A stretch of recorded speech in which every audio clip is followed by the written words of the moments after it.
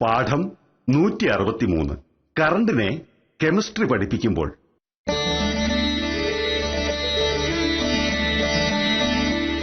ഈശ്വര, പുതിയ സംഭവങ്ങളൊക്കെ നിങ്ങൾ അറിഞ്ഞു കാണുമല്ലോ. റവന്യൂ ഡിപ്പാർട്ട്മെന്റിൽ ഈ ആഴ്ച സ്ഥലം മാറ്റം നടക്കാനുള്ള എല്ലാ സാധ്യതകളും ഉണ്ട്.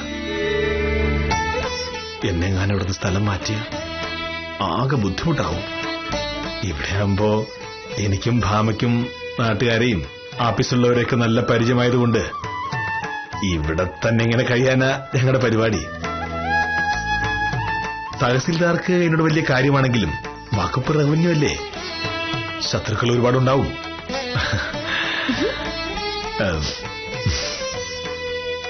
അതുകൊണ്ട് നിങ്ങൾ വേണം എന്റെ കാര്യങ്ങൾ നോക്കാൻ. ഉപേക്ഷിക്കരുത് കേട്ടോ, പറഞ്ഞ പോലെ. ഈശ്വര,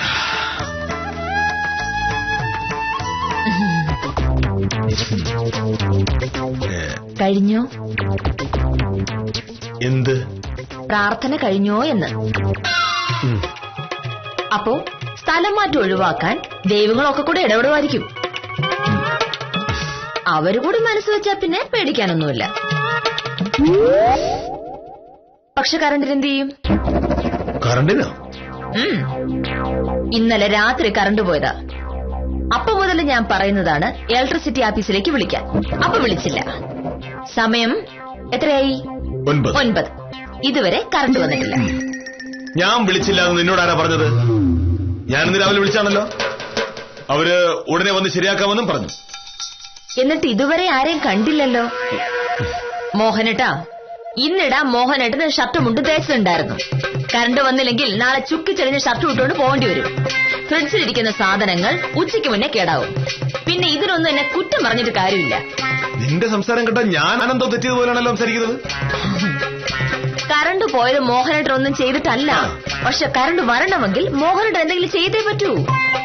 വെറുതെ വില്ലേജ് ഓഫീസറാന്ന് പറഞ്ഞ് നടന്നിട്ട് യാതൊരു കാര്യമില്ല. അവൾ രാവിലെ വെറുതെ വഴക്കുണ്ടാക്കി ഇറങ്ങിയിരിക്കുക. അങ്ങനെ വിട്ടാ പറ്റില്ലല്ലോ. ആഹാ,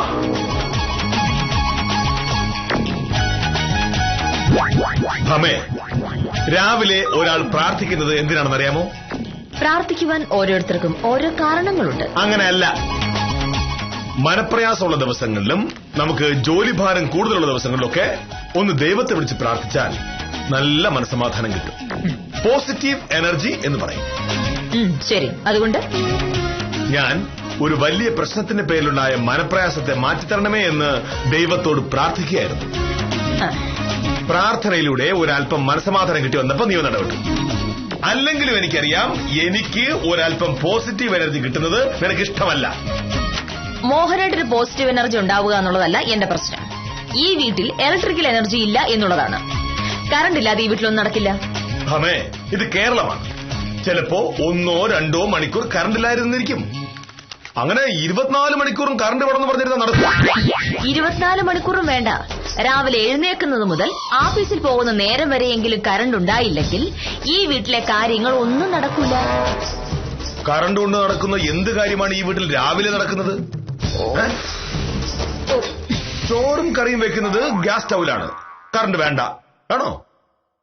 പാചകം ചെയ്യാൻ വേണ്ട. പക്ഷെ കറി ഉണ്ടാക്കണമെങ്കിൽ മുളക് അരയ്ക്കണം. അതിന് മിക്സി വേണം.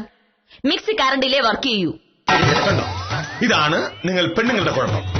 ജീവിതത്തിൽ ഒരു സൗകര്യം ഉണ്ടായിപ്പോയാൽ പിന്നെ അതില്ലാതെ പറ്റില്ല. ഇന്നലെയും മെനിഞ്ഞാന്ന് നീ മിക്സിയിൽ അരച്ചത്. ഇന്ന് ഒരു ദിവസം കറണ്ടില്ലെങ്കിൽ കല്ലിലരയ്ക്കണം.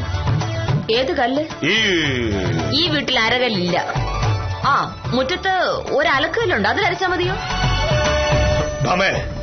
ഈ മിക്സി കണ്ടുപിടിക്കുന്നതിന് മുമ്പും നമ്മുടെ നാട്ടിലെ സകല അടുക്കളകളിലും മുളകരച്ചിരുന്നു. മിക്സി കണ്ടുപിടിച്ചു പോയി എന്നൊരൊറ്റ തെറ്റുകൊണ്ട് ഇനി കല്ലിലരയ്ക്കില്ല എന്ന് പറയുന്നത് ശരിയല്ല. എന്തിനു മിക്സി കണ്ടുപിടിച്ച കാര്യം പറയുന്നു? ഷർട്ടും മുണ്ടും കണ്ടുപിടിക്കുന്നതിന് മുന്നേ ആദ്യം ഉടുപ്പില്ലാതെയും പിന്നീട് മൃഗത്തോല് കൊണ്ട് ഉടുപ്പുണ്ടാക്കിയുമാണ് മനുഷ്യൻ ജീവിച്ചത്. ഒരു ദിവസം ഞാൻ മോഹനേട്ടന്റെ ഷർട്ടും മുണ്ടും അലക്കിയില്ലെങ്കിൽ മോഹനേട്ടൻ ഒന്നുകൂടാതെ ആഫീസിൽ പോവോ? ഉടുപ്പ് കണ്ടുപിടിച്ചുകൊണ്ട് മാത്രം ഉടുപ്പിട്ടേ പോകുന്നു വാശി പിടിക്കരുത്. ഉടുപ്പില്ലായിരുന്ന കാലത്ത് വലിയ ആഫീസിലായിരുന്നല്ലോ. ആ നല്ല ന്യായം. എന്നോട് ഇപ്പൊ ഈ തർക്കിച്ചതിന്റെ 10-1 സമയം ഉണ്ടായിരുന്നെങ്കിൽ ആ ഫോൺ എടുത്ത് ഇലക്ട്രിസിറ്റി ഓഫീസിലേക്ക് ഒന്നുകൂടെ വിളിക്കാമായിരുന്നു, അല്ലേ? അപ്പൊ വിളിക്കൂല. കാരണം ഈ സമയത്ത് കറണ്ട് വന്നിട്ട് മോഹനേട്ടന് യാതൊരു ആവശ്യവുമില്ല. കുറച്ചുനേരം കറണ്ട് ഇല്ലാതിരുന്നാൽ മിക്സി, ഫ്രിഡ്ജ്, ഇസ്തിരിപ്പെട്ടി ഒന്നും ഉപയോഗിക്കാതെ ആ കറണ്ട് ചാർജ് ലാഭിക്കാലോ എന്ന് കരുതിയിട്ടുണ്ടാകും ഈ ലോക പിശുക്കൻ. ഇലക്ട്രിസിറ്റി ബോർഡ് വിളിക്കാൻ എനിക്കറിയാം. മുട്ടൊരാണ് വീട്ടിലുണ്ടായിട്ടും ഈ പാവം പെണ്ണ് നന്ദയ്ക്ക് വിളിക്കുന്നത് കേൾക്കാനാണ് അവിടെ ഇരിക്കുന്ന അവന്മാരുടെയൊക്കെ വിധി. കേക്കട്ടെ. വിളിക്കേ എന്തിന്?